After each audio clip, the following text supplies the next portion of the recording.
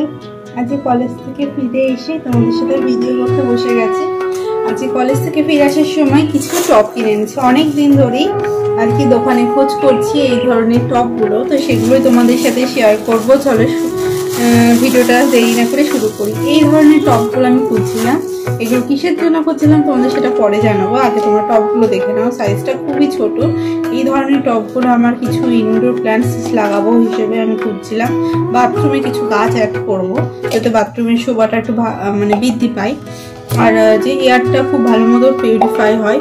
তো এই ধরনের টব আমি 5টা কিনে এনেছি। দেখো এগুলোর দাম তোমরা গেস করো কত নিয়েছে।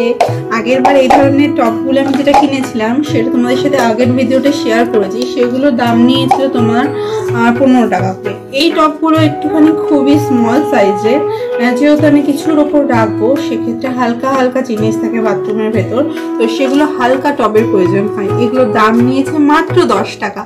তো কেমন লাগলো ভিডিওগুলো অবশ্যই জানিও। তো এই টপগুলো খুব সুন্দর। গাছের সঙ্গে দেখা হচ্ছে তোমাদের নেক্সট মিনি ব্লগে। ততদিন টাটা, বাই বাই।